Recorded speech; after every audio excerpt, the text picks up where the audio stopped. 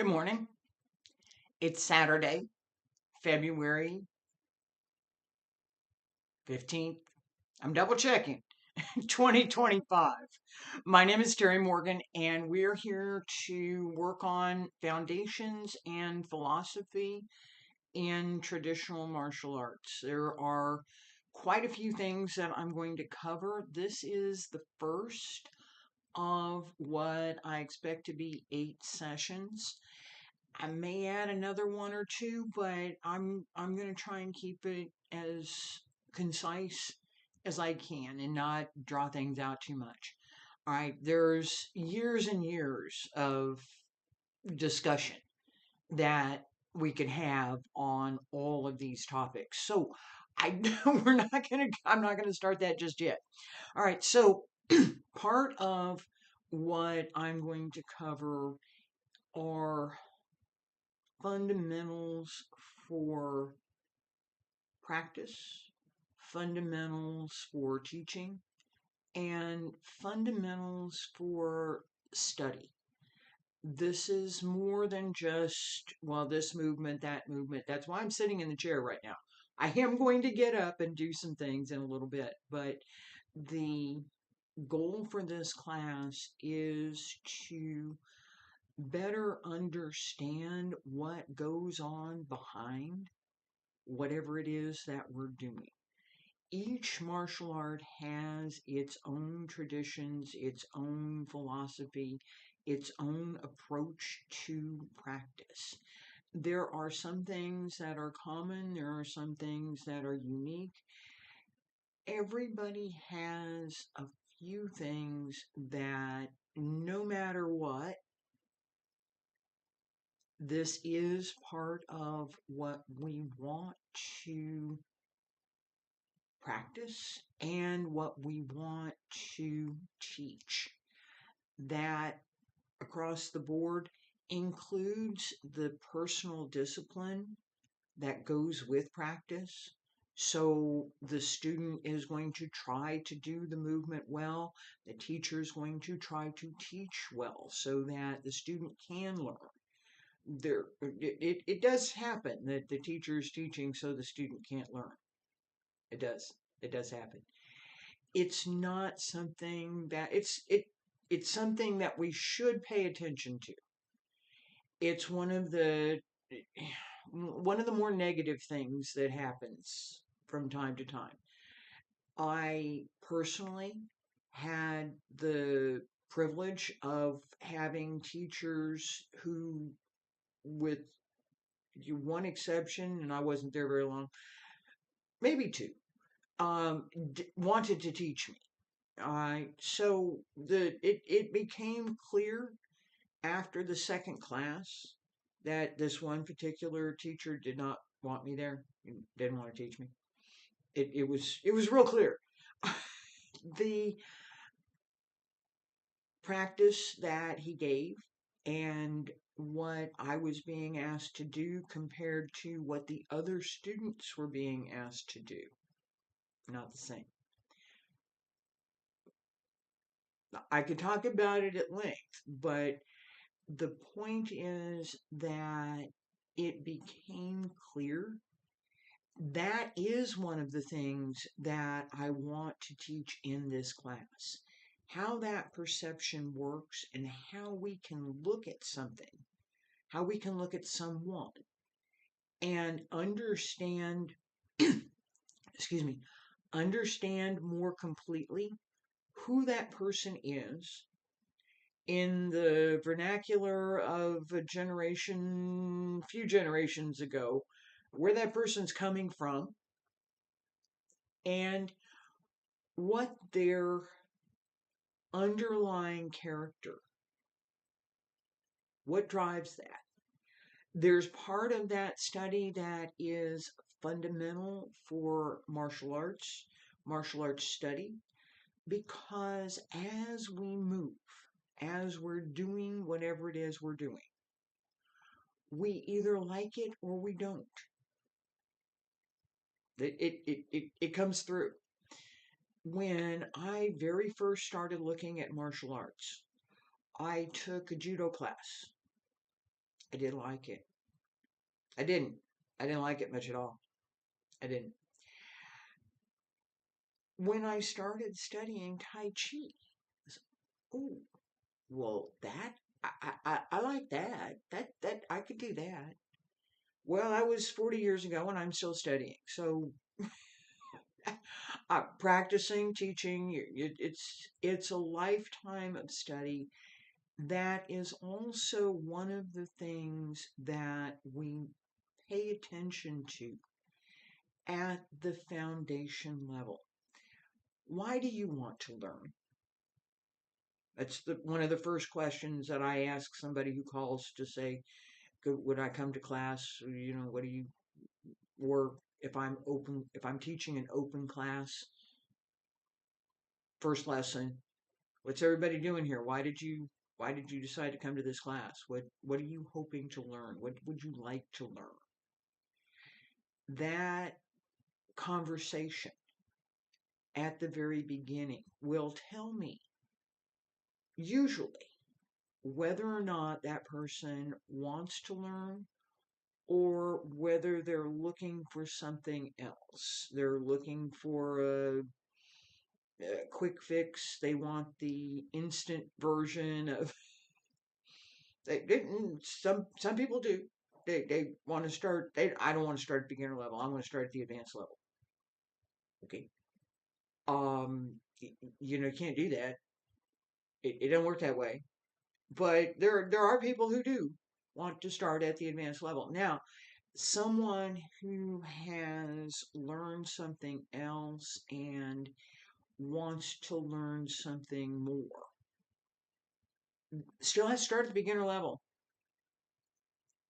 You still got to start at beginner level, but the progression to a more advanced level is much faster. The problem with not starting at the beginner level is this foundation work that we're talking about. And I'm going to show you something here. As we begin practice, my instruction is almost always going to be stand straight, feet about shoulder width apart, pull up through the crown of the head, straighten the back, pull up through the center, right? This one simple placement sets up everything else that we're doing in the movement.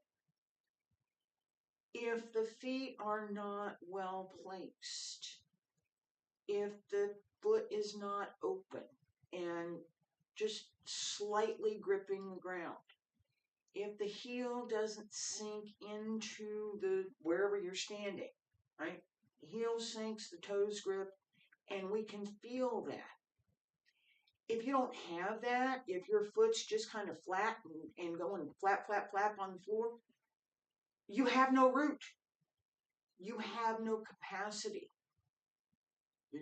Seriously, that's a good word. You have no capacity to develop your root, nor do you have the capacity to engage through the whole body. That same concept applies if we're sitting.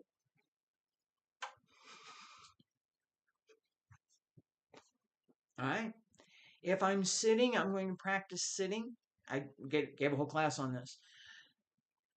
That root is through the spine into the seat of whatever you're sitting on. And my instruction is make it a chair that doesn't have arms. This one does.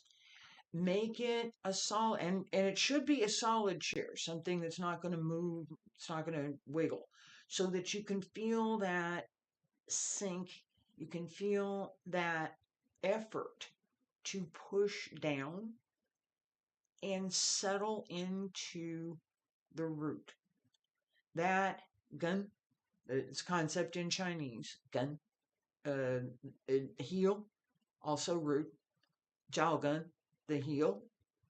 That concept is fundamental to all of our practice, not just what I'm doing, not just people call it something different.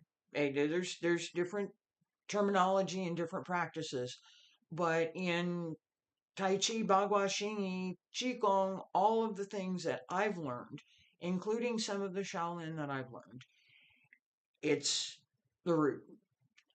How you place yourself, how you hold yourself, how you connect through the whole body is one of the fundamental things that we want to develop so that as we're practicing, as we're doing other things, as we're moving, right, that connection is sustained. So, why do you want to practice? I'm just think about it for a second. Why do you want to practice? Health benefits? It's very good. It really is. It's very good. You want to learn martial arts? It's very good. Okay. Why do you want to learn martial arts? Why do you want the health benefits? What are you looking for? Right? Martial arts, I want to be able to do a flying jump kick. Yeah, I can't teach you that. Yeah, I can point you to some people who can. But if that's your goal, it's fine. But that's not something that I teach. And so those questions, again, this is the student, why are you here? The teacher asking, well, what's your goal? A student says, well, I want to learn how to do a spinning flying jump kick. Okay. That's not something that most of the internal arts have. We do have, but not that much. We're not flashy. We're not. Wushu, several schools of wushu are very flashy, if that's what you're looking for. If you want something more traditional, there are several of the Korean arts that emphasize that jump and kick. There are also a number of the Shaolin schools that emphasize that jump and kick. If you're learning Shaolin arts, you're going up. It's going to happen. there, it's and then this goes back to this foundations. What are the foundation things that people learn? People which people? If you're studying in China today, you're not learning what people who were studying in China in the 1990s were learning. You're not. Trust me, you're not. You're not. Same holds true if I go back and drop back in another 10 years.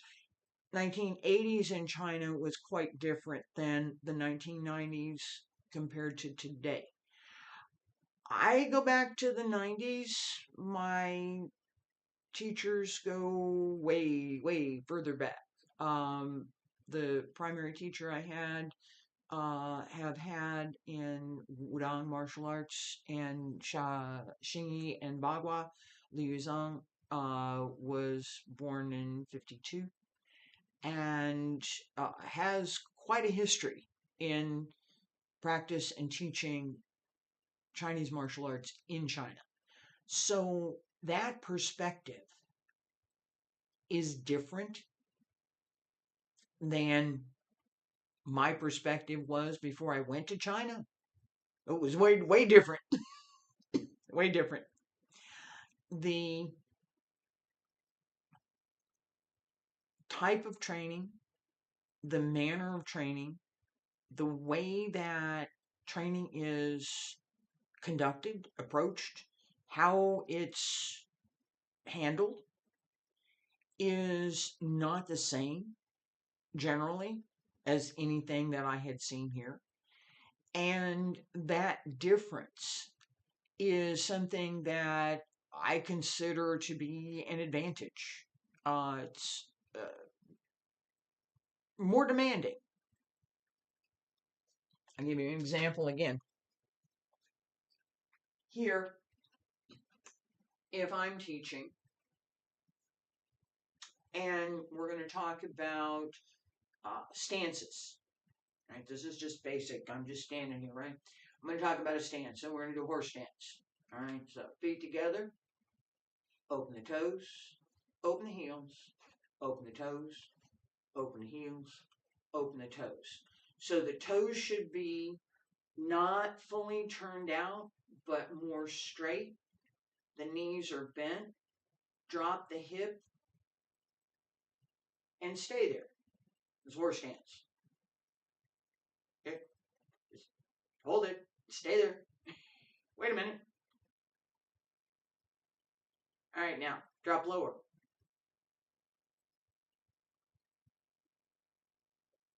Hold it back. Stay there.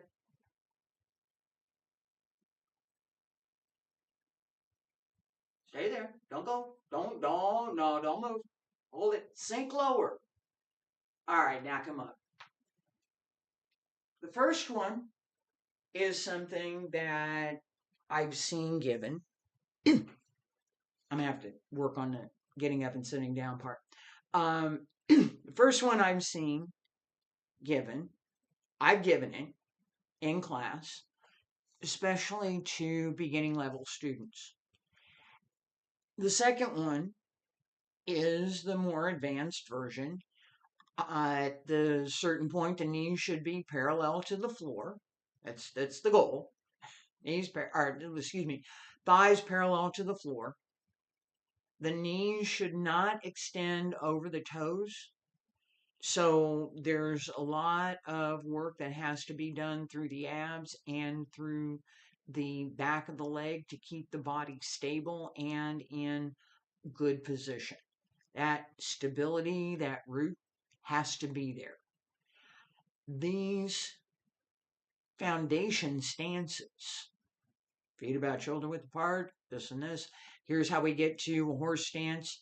There are footwork methods, there are hand methods, there are all sorts of movement practices, physical practices, body development practices that we learn. Each depends pretty much on what art you're learning. I'm not going to emphasize the horse stance so much in Tai Chi class, but I will pay attention to it in Qigong class and Xingyi class. We need to. In Tai Chi and Bagua, I want to pay much more attention to going up and down. That flexibility that we want to have, that we want to cultivate, is very important for all of the arts, but more important for those arts that we want more flexibility to do a greater range of movement. So as we're moving, what is it that we're modeling? This goes back to foundations. Am I studying Yang style Tai Chi? Then I have a certain model for how I should move, which movements I should be paying attention to, how to do them, right? If I'm studying Wudang Tai Chi, if I'm studying Chen style Tai Chi, I'm studying Bagua, whatever it is that I'm working on has foundations that I need to pay attention to. Those foundations come from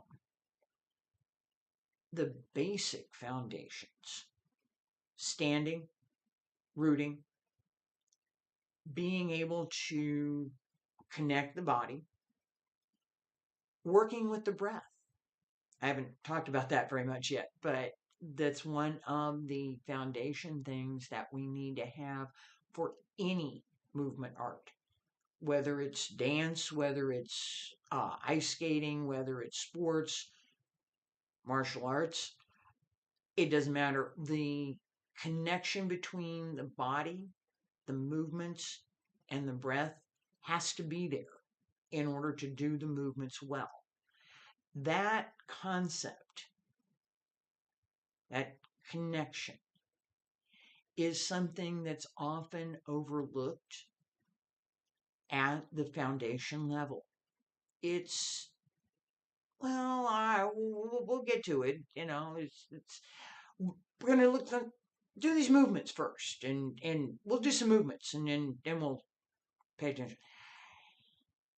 If at the beginning, the idea that we should be connected, that the inside body, the outside body, upper body, lower body, all of the breath and movement, all of the muscles, tendons, ligaments, everything gets connected through what we're doing. If we don't start with that, even if we can't do it, right? At the beginning, nobody's going to do that perfectly at the beginning. But if we don't start with that idea, then whoever's learning misses its foundation. That root, the connection through the whole body, the connection with the breath, and the dynamic and the way that we move are all foundation to whatever it is we're doing. Why are you here? Again, go back to that spinning jump kick. Well, no, I don't teach that. It's a good thing, but I don't teach it. So if that's what you wanted to learn, I'll give you some other folks that can help you with that. If you wanted to learn more about breath work and the physical dynamics that go behind movement, yeah, we can talk about that at length. The difference in goal, the difference in what someone wants to learn matters for what the person is willing to learn, what they're willing to do. That commitment is something that we also look for not only in ourselves but in students. So if I'm going to teach someone, if I'm going to teach someone, one of the things I'm going to ask that person is to commit that they're going to learn. Sounds simple. It's not as easy as it sounds. That you have to come to class, you have to practice. Show me that you're learning.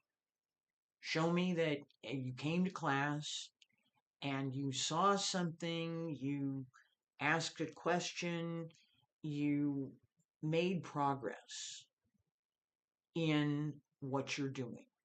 Whether it's Xingyi, whether it's Bagua, whether it's Tai Chi, show me that you're learning. Show me that you're trying to do something. Perfect or not, because you're not going to be, but I'm not perfect, so there's that. But I mean, this idea that we have to be perfect it's not. We're working toward perfection. That's also one of the fundamental things that we should pay attention to at the beginning. That as we're practicing whatever it is we're doing, we're developing our skills, we're developing our practice, and we're perfecting what we're doing. It's not a tomorrow it's going to be perfect. Now, when I was going competition, and I got some things set out here for this class, I'll put them away after a while. I wanted to be perfect. I wanted the 10-10. I did. I got some first place trophy. I was up there. That effort, I'm going to take these movements, I'm going to put them into a 3.5-minute set. I'm going to practice them over and over and over again until I get them as perfect as I can get them. And then I'm going to practice some more. And then I'm going to go to the tournament and I'm going to do those movements. That process is different, very different than my being here today, my being here during the week, actually, that I got up. I decided that I was going to practice, that I was going to record, that I was going to teach, and that it got done is a different thing than what I did yesterday, which was to get up and go outside and practice on my own. Those activities come from my foundations. I've been doing all of these things for years. It's natural for me. It's comfortable for me. Not doing it for a while. I've been working on some other things. I've been working on some stories. That was a little bit uncomfortable. But I need to do this, so I'm over here and do this. That decision was also something that came out of the foundations that I have, that I want to finish. I want to complete whatever it is that I've started in each and every form. Each, doesn't matter what system you're practicing, each and every form that anyone who does martial arts practices has a beginning, has a middle, has an end. We go through the form and we finish it. We start it and we finish it. That gives us a number of things that are part of how we develop that practice. I'll talk about that a little bit more in another session. So I'm looking over here on my, okay. I'm looking over here on my cheat sheet for what I was intending to talk about today. All right, the other thing, and I've already talked about most of it, this concept that I'm talking about right now is as far as getting up and practicing. This discipline, it's self-discipline. Nobody calls me in the morning and says, Terry, you got to get up and go practice. It'd be nice. That's for years when I went to China, that was part of what happened. I didn't get the phone call. I set the alarm and I went to meet the teacher and all the students at practice early in the morning. That discipline to set the alarm, to get up, to go do it, carried over to my teaching where I would get up and go to lead the class. It's still with me today. I'm here. Right? That discipline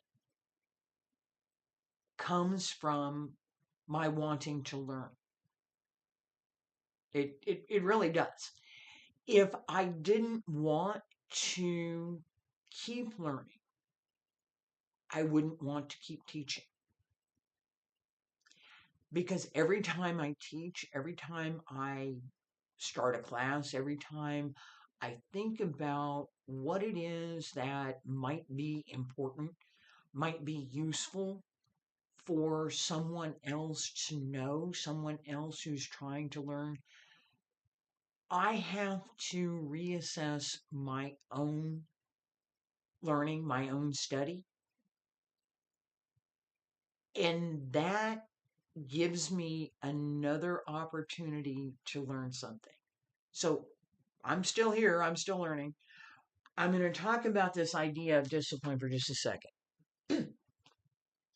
As we practice, we have whatever it is we're doing. And I'm feet about a little bit wider than shoulder width. And I'm going to do real simple turn to the outside around the toe and sit just a little bit. So the hip is just behind the heel. This simple set, this is part of Cloud Hands from Yang Style. Knee turns around the foot. I've given this set a number of times. I'll talk about it more at length in Foundation in another class. as we develop foundations. This is one of the sets, and I'm going to do this again just from here, right here. That same set, knee turns around the toes, right? It's just a little bit, and it's one of the kinds of movements that we want to develop, refined with direction and with connection to the rest of the body. That discipline to get up and practice and do it again, and then do it again, and then do it again, and then do it again, and then keep doing it, right? That takes discipline. It takes commitment. It takes the idea that you want to learn. If you don't have the foundation in your stance, developing your skills in movement will be difficult and in some cases impossible. You won't be able to hold your position. It's physics. It's it's a human body and it's physics. In developing the connection with the breath, connection with the movement, if you don't develop that, if you don't work on that at the beginning, as you ask your body to do more, you won't have the capability to do that. In developing the flexibility and the skills to actually do the movements, that takes progressive learning. It's not an instant, all of a sudden you can do this kind of a thing. There's some things that I can do because I've been practicing for a while. It's 40 years now I've been practicing. So I've been practicing for a while. That idea is something that I also want to include as I'm closing out this class. That what I'm teaching in this class is my own foundation work. This is where what I've done through the years has held up, has given me a basis to keep going, and has made it possible for me to do what I can do today and what I'm going to be able to do next week, actually. That continuous learning, that ongoing engagement, and that ongoing use of everything that, well, for me, everything that I have, mind, body, breath, spirit, it's a long list. I haven't covered everything yet. It's first class. Long list. All of those foundations go into my practice. So why am I here? Because I'd like to be. I like being here. It's fun. If you get to that point in your own practice, you won't ever stop. I thank you for being here this morning. I thank you for letting me talk through all of these things. I will be back. Excuse me. Let me say that two sentences instead of trying to put them all together in one. I will be back next week with another of this type of class. My intention is that there will be 8 of these. I'm going to cover foundations for movement, similar to what I did. I'll talk about some of the foundation uh, positions and things for the arts that I practice, and give some insights to those, as well as some of the philosophical basis that goes on underneath what we're practicing. That idea of being connected is something that is part of the philosophical basis that underlies practice. That character that we look for as teachers. There's a list. There's a list. I'm going to talk about that in another session. Thank you for being here today. I appreciate it.